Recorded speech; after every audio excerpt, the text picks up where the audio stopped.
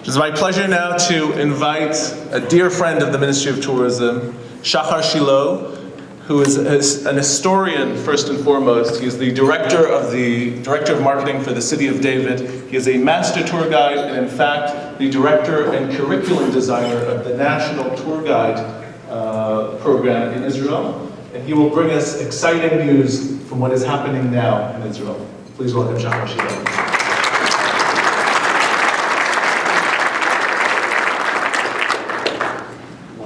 Shalom to you all. Thank you very much for the honor. Second time already. And this is going to be a brief semester, friends. Okay? I was asking you during that great lecture we've just heard to deliver coffee so I get you awake. So there were, just having coffee in between. And it's going to be a brief semester. Whoever needs my signature afterwards, in this last 20 minutes of the semester, I'm going to sign on because, you can improve your skills. I was asked this time to refer to a few new ideas and new understandings, I would say affirming the Bible and the Holy Scriptures through archaeology, which is my business as a historian.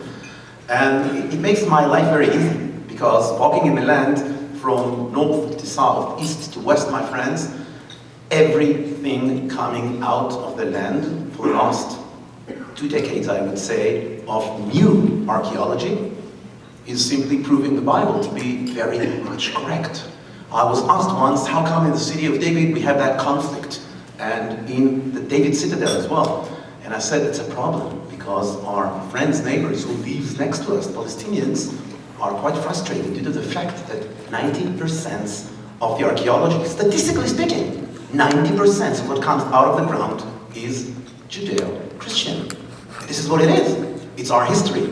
Judeo and Christians together. It starts with the Old Testament in the Bible and continues on through the New Testament. And everything you are about to see right now in this very short slideshow has to do with new understandings related to the trial of Jesus, which for some reason most of us were convinced during a long period. When I say a long period, it starts in the 14th century, my friend.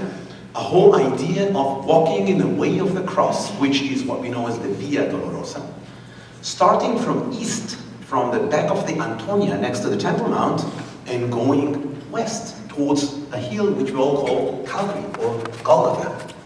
But that idea has a bit of a problem, because it was only developed and established during a rite of Franciscan monks, Catholic Franciscan monks, in the 14th century. And then comes us, archaeologists, historians, and we ask, wait, is geography of ancient Jerusalem actually shows that the place of the trial could have taken place there? This is what you are about to see, my friends, and we will start with understanding what David Citadel is. I should say this, if you want to market something in Jerusalem, brand it under David. From David Restaurant to David Parking Lot, everything you'll name David would fit. Why? Because everybody knows David. But you're looking right now at a Turkish citadel, meaning this is a 500 years old citadel, beautifully well arranged. I would say the serenity inside really makes you understand that this is the citadel of the old city of Jerusalem. But 500 years in Israel, my friends, is a baby, should I say an embryo. This is not history, this is late history. So what you're looking at right now was named David due to a very simple mistake done by Josephus, our very famous Josephus Flavius, historian that lived in the 1st century AD, wrote that this was once a part of the ancient biblical city of David in the heart of Mount Zion, on top of Mount Zion. He never referred to that citadel specifically. He was speaking about the geographical area. Why? Because he speaks about something else that he knows that exists on that specific spot. And he's looking at that, my friend. This is what you see there. From that one first huge tower, second and third, all the way up here, you're looking at a huge compound which once was Herod's Palace.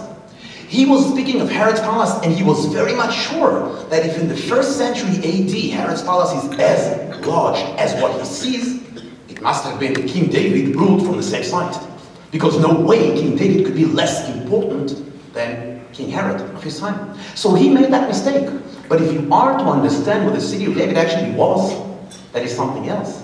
The ancient biblical city of David was something else. Now, why do I refer to Herod's Palace? And why do I say it has anything to do with Jesus' trial? Because some misconceptions along the way that started in the Catholic world, before the evangelical world has derived from the Puritans, before our knowledge of the understanding of the scriptures through evangelical eyes ever existed, Catholics have visited Israel and they made anchors of understanding in their eyes. And many of the things we still carry on today are ancient traditions that has nothing to do with geographical questions, because they were not asking geographical questions. They were simply following traditions, and tradition is something else.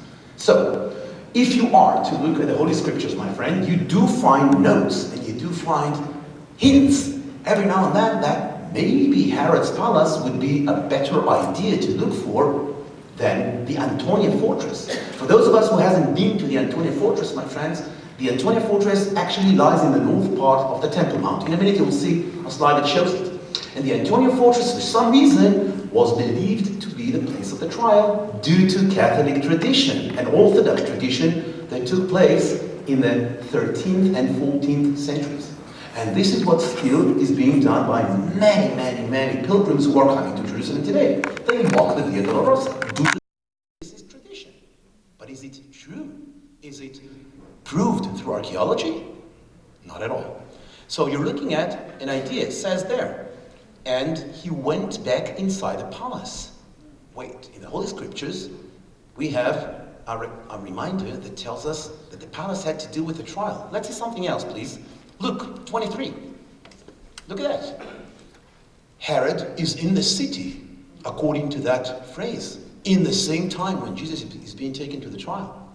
And there they say he sent him to Herod, who was also in Jerusalem at the time.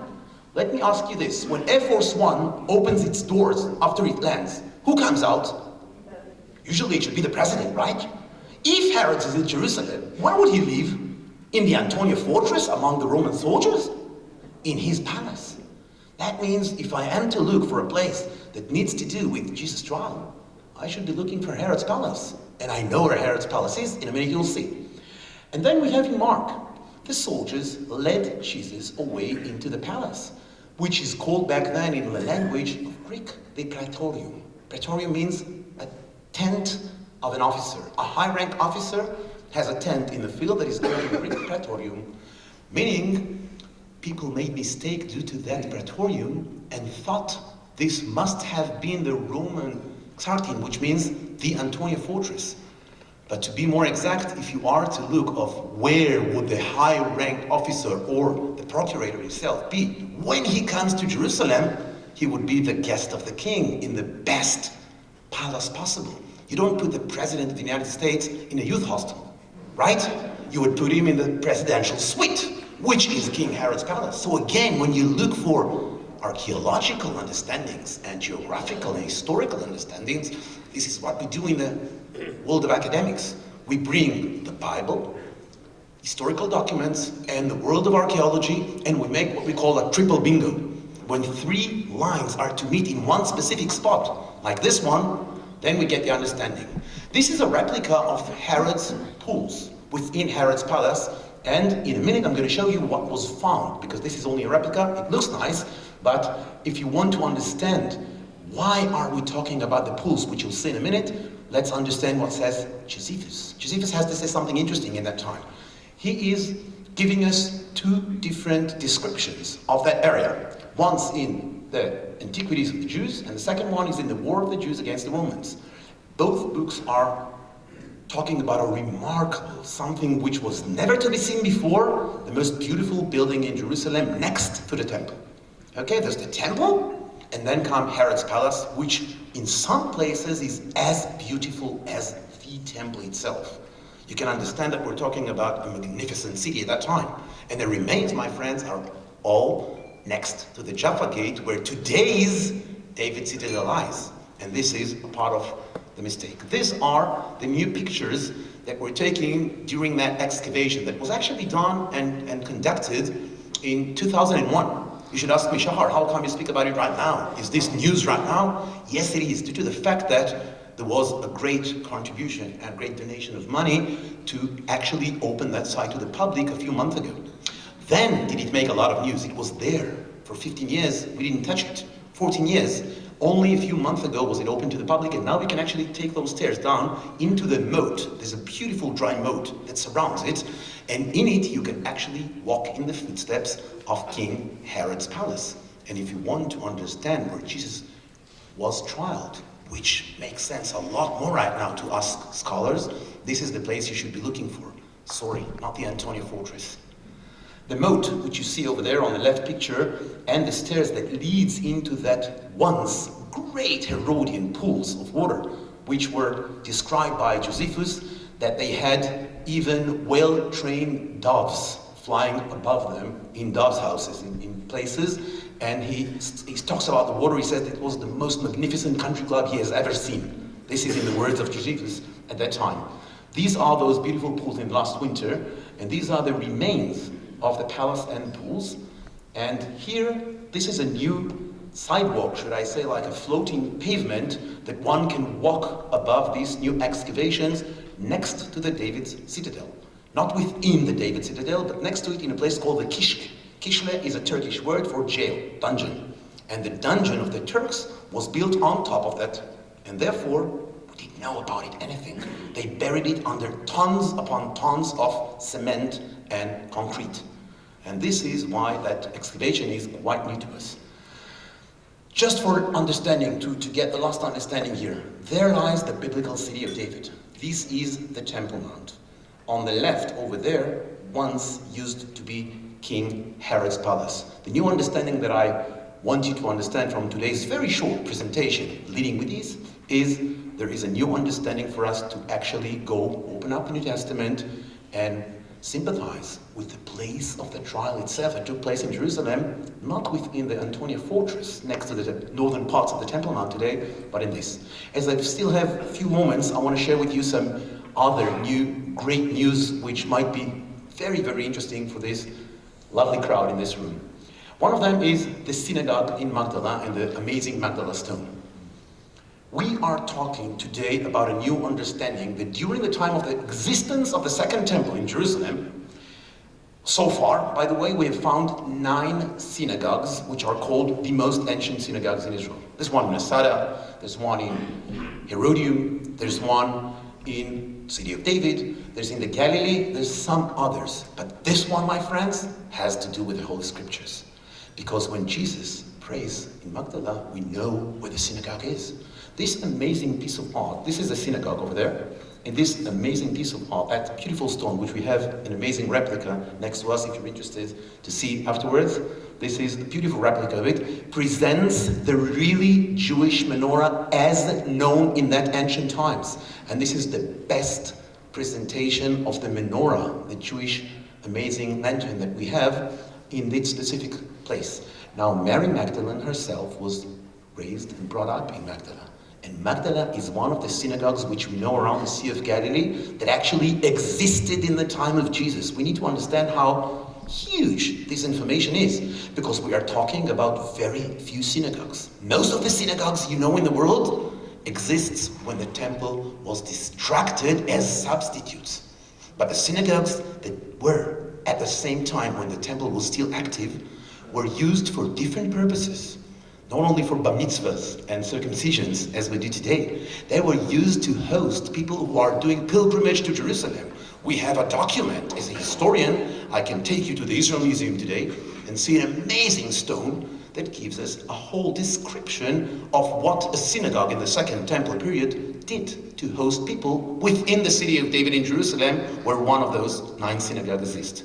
I want to share with you one more amazing piece of news which is not to be visited due to the fact that it's under another dungeon in Israel, another jail. This is the Megiddo jail, where many of the Hamas people are, in fact, right now. On top of that, that is very, very, I would say, ironic, because if they knew that the first place ever acknowledged in the Holy Land of Israel as Jesus Christ on the floor, mosaic floor, of a private house which once served as Domus Ecclesia, ancient first private home churches known to us. This is the first time, my friends, and you need to understand, this is before Constantine the Great. In 324 AD, Christianity has become world religion for the Romans. But this one is around 15 years before that. And already we have a community of Christians, Judeo-Christians, people in Israel, daring to put down on the floor Jesus Christ. Not only Jesus Christ. This is the first acknowledgement of people daring to say that they recognize Jesus as Christ. And by the way, they needed to communicate with one another in secrets, as they were persecuted at that time. So the fish, if you know that, these beautiful fish which you see over there, called in Greek ichthyos. Ichthyos stands in Greek for, we have a lot of pastors in the room, I'm sure you're familiar with Greek, my friends. Ichthyos in Greek stands for Jesus Christ, Savior, King of the world. These are the initials for the 5 words pronouncing in English today, Jesus, Savior, Christ, King of the world. So fish was a symbol of mystery in between communications and in between different communities. And the last but not least I want to share with you is an amazing thing. I have a replica of the coin we have found there in my pocket. There's many more of them in my bag over there. The half a shekel coin, which Jesus once had to bring to the temple, my friends, was found on that amazing rock over there. The pool of Siloam was actually found from the time of Jesus. And when I say the pool of Siloam, I'm talking John 9:7. The miracle of the healing of blind man, my friends. Now we can actually walk and stand within the pool of Siloam and walking in the footsteps of Jesus all the way from the pool of Siloam to the Temple Mount in Jerusalem of Jesus' times. 750 yards of ancient 2,000 years old Jerusalem underground, like a time capsule that was closed and sealed down for 2,000 years and reopened 3 years ago from the pool of Siloam to the Temple Mount. This is what the street looks like if you walk underground all that way. So if you are to come and look for your roots, my friends, our mutual roots all together, these are some of the most amazing news that I could bring with me. As I don't have a whole semester, I'm truly sorry. You can meet me afterwards in the Israeli booth. I'm going to share with you every knowledge possible as a historian upon new affirmation of the Bible through archaeology. Thank you very much for your time. Have a blessed morning. God bless you. Thank you.